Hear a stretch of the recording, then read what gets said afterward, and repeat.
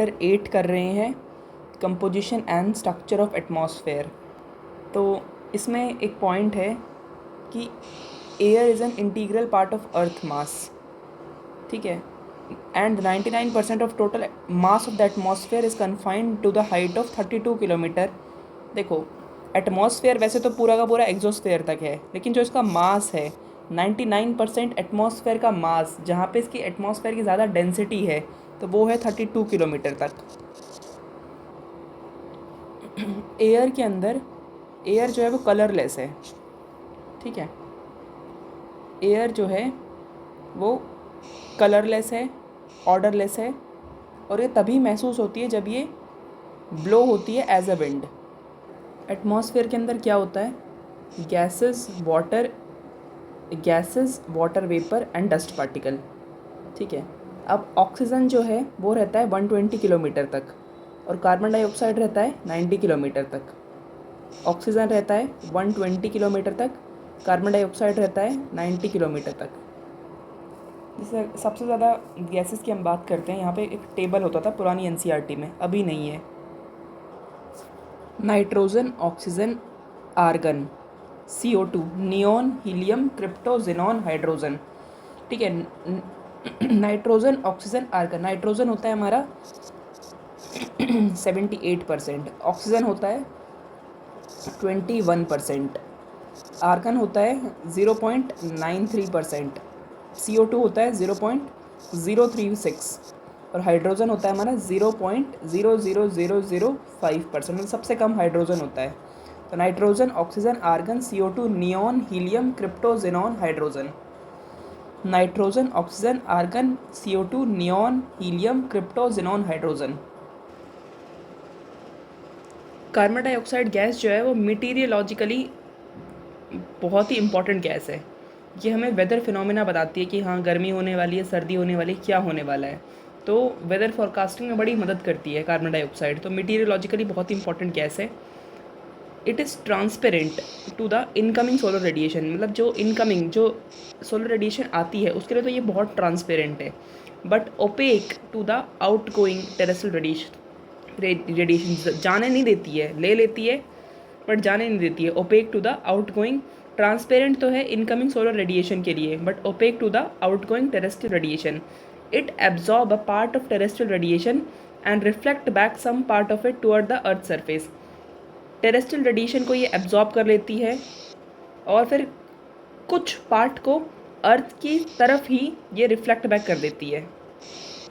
कुछ terrestrial radiation को ये एब्जॉर्ब करके फिर कुछ को ये अर्थ, जैसे कि यहाँ पे टेरेस्ट्रियल रेडिएशन को यहीं पे एब्जॉर्ब करके और अर्थ की साइड ये फेंक देती है। इसी चीज़ को हम लोग क्या बोलते हैं? इसी चीज़ को हम लोग बोलते हैं ग्रीन हाउस इफेक्ट। अब ये दिक्कत क्यों होती है? ये जो है ना, कार्बन डाइऑक्साइड जो है वो अभी बढ़ती ही जा रही है। क्यों? बर्निंग ऑफ फॉसिल फ्यूल्स की वजह से, उससे टेम्परेचर भी बढ़ता जा रहा है। देखो, स्ट्रेटोस्फेयर कहाँ पे है हमारा? स्ट्रेटोस्फेयर है हमारा 10 से 50 के बीच में, है ना। 10 से 50 के बीच में है। यहीं पे ही हमारी ओजोन पाई जाती है। तो ओजोन जो है, UVC जो है वो सबसे ज़्यादा डेंजरस होती है। UVC को बिल्कुल भी नहीं आने देती है ये, ठीक है। तो UVC सबसे ज़्यादा डेंजरस है। देखो, वाटर वेपर जो है ना, वो एल्टीट्यूड और लैटिट्यूड, जैसे जैसे हम लोग ऊपर जाएंगे वाटर वेपर हमारा डिक्रीज़ होता जाएगा, ठीक है। तो water vapour is variable gas in the atmosphere which decreases with altitude and latitude, ठीक है। In warm and wet tropic, warm and जहाँ पे गर्मी होगी वहीं पे तो वेट ट्रॉपिक होगा, वहाँ पे होता है वाटर वेपर 4%, ठीक है। लेकिन ड्राई एंड कोल्ड रीजन के अंदर और पोलर रीजन के अंदर ये होता है 1%। अब क्वेश्चन ये आता है कि कोल्ड एरिया के अंदर या फिर पोलर रीजन के अंदर तो खूब सारी बारिश है, तो बारिश होने के बावजूद यहाँ पे वाटर वेपर इतना कम क्यों है?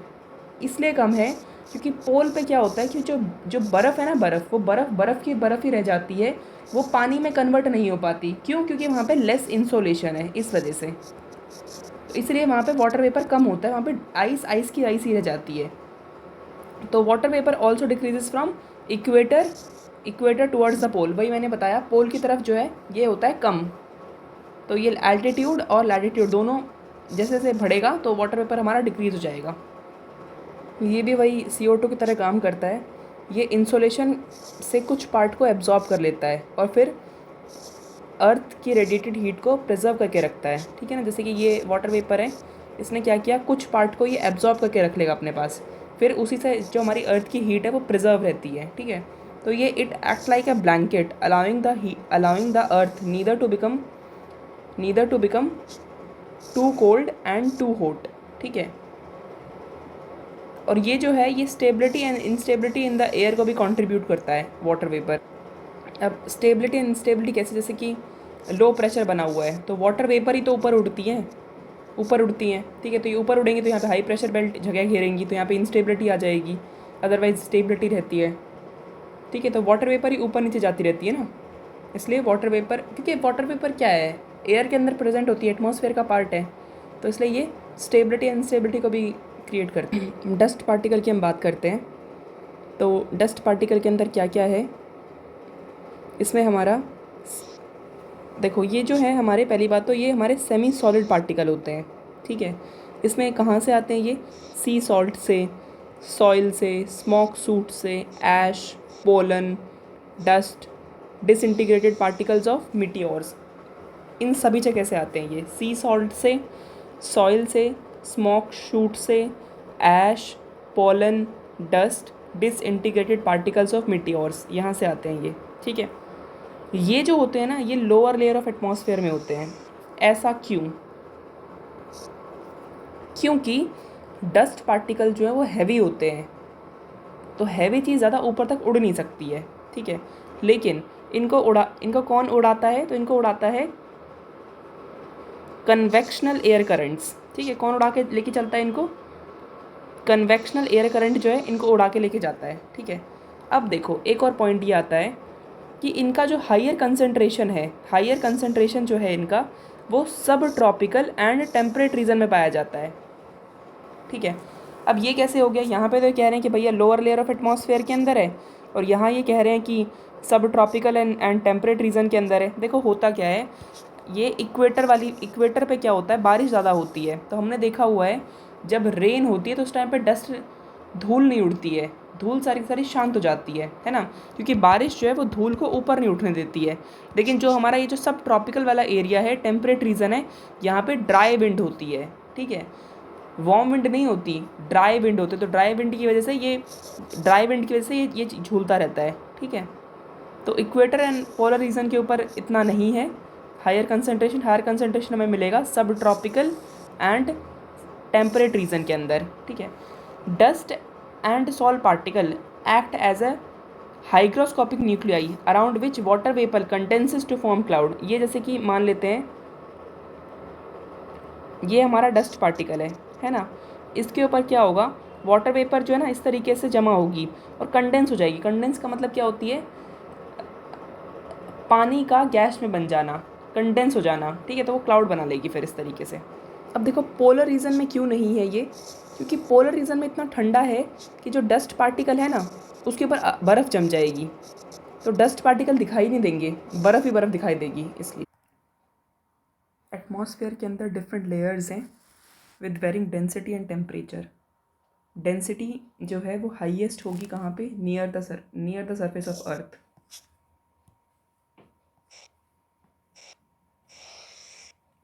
भारी चीज़ें अर्थ के पास रहेंगी एंड डेंसिटी डिक्रीज होती जाएगी जैसे जैसे एल्टीट्यूड बढ़ेगा।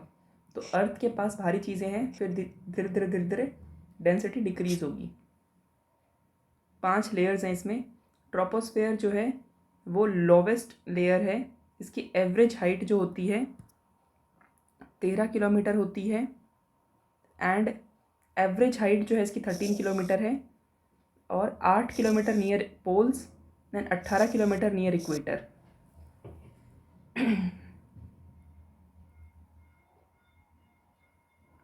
कारण क्या होता है, स्ट्रॉन्ग कन्वेक्शन करंट। ये हमारा अर्थ है, ये हमारा इक्वेटर है, ये हमारे पोल्स हैं। यहाँ पे इसकी हाइट जा रही है 18 किलोमीटर। क्यों 18 किलोमीटर जा रही है इसकी हाइट, पहला कारण ये है कि यहाँ पे होती है बहुत ज़्यादा धूप, तो धूप से क्या हुआ, कन्वेक्शनल करंट ज़्यादा चलेंगे। दूसरा, जो ग्रेविटी है, ग्रेविटी इसके ऊपर ज़्यादा लगती है ना, इस पर ग्रेविटी कम लगती है क्योंकि हमारा अर्थ जो है इस शेप में है, तो ये हमारा है, तो इस पे ज़्यादा ग्रेविटी लगेगी एज़ कम्पेयर टू इस पे। तो दो कारण है, कन्वेक्शनल करंट और ग्रेविटी की वजह से 18 किलोमीटर तक हाइट चली जाती है नियर इक्वेटर। एवरेज 13 किलोमीटर है और 8 किलोमीटर होती है पोल्स के ऊपर।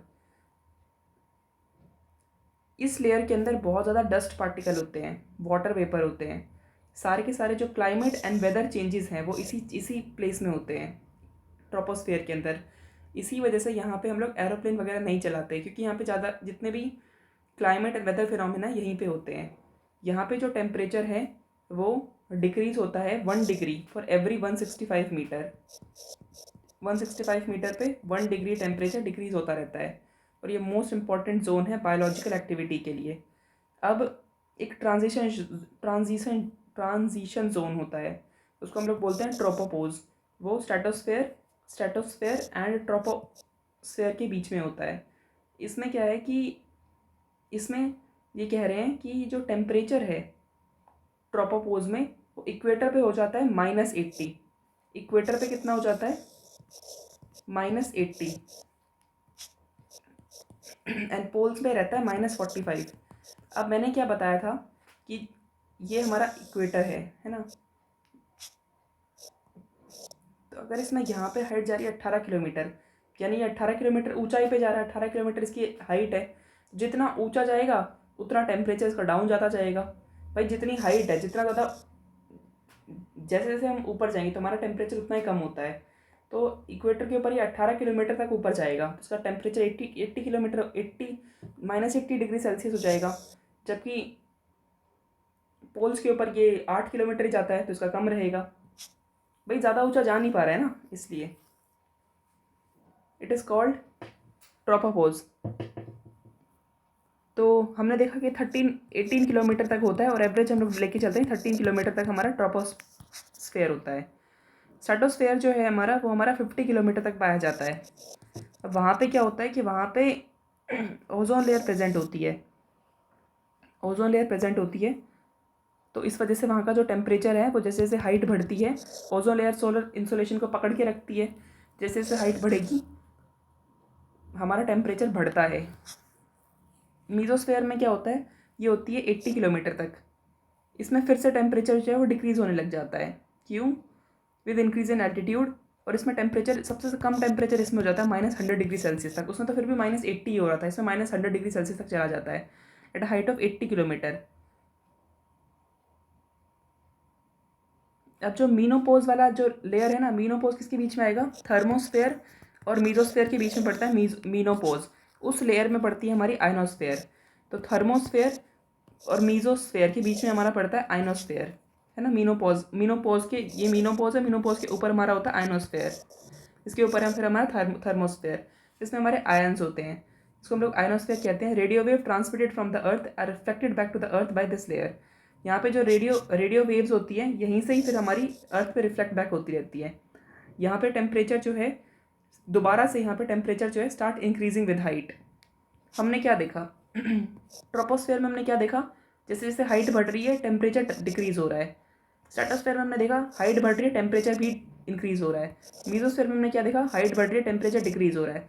थर्मोस्फेयर में अगेन क्या होता है, हाइट बढ़ रही है टेम्परेचर बढ़ रहा है। और एक्सोस्फेयर में भी क्या होता है, हाइट बढ़ रही है दोबारा ये बढ़ रहा है। इसको याद रखना है, क्योंकि अब क्या है, स्पेस आता जा रहा है ऊपर ऊपर ऊपर, तो ऊपर ऊपर और गर्मी होती जाएगी, ऊपर ऊपर और गर्मी होती जाएगी, ठीक है, क्योंकि सीधा इंसोलेशन आ रही है ना, इसलिए ऊपर ऊपर और गर्मी होती जाएगी। Radio wave transmitted from the अर्थ, ये हो गया है। ओके, अब देखो ये हमने देखा कि ये हम देख चुके हैं। तो ये जो ये इस तरीके से क्यों बन रहा है, देखो जब भी कोई ट्रांजिशन जोन होता है ना, ट्रांजिशन जोन होता है तो वहाँ पे क्या होता है, एक साइड पे तो असर है, जैसे कि यहाँ पे एक असर है, ये बहुत गर्मी है, गरम गरम है, यहाँ पे बहुत ठंडी ठंडी है, तो एकदम से एक ऐसा एरिया होगा जो हो जाएगा कांस्टेंट। ये नेगेटिव माइनस करके इसको कांस्टेंट हो जाता है, तो इसलिए ये ऐसा एरिया बन जाता है। ट्रांजिशन जोन हमेशा इस तरीके से है। एक्सोस्फेयर जो है वो सबसे हाईएस्ट लेयर है, लेकिन इसके बारे में बहुत ही कम लोगों को पता होता है क्योंकि इसमें ज़्यादा रिसर्च नहीं हुई है, ठीक है। These are extremely rarefied in this layer, whatever content are there, these are extremely rarefied and it gradually merges with the outer space के साथ मर्ज हो जाता है। Although all layers of the atmosphere must be exercising influence on earth, ये सब ठीक है, okay. अब हम अगला पढ़ेंगे।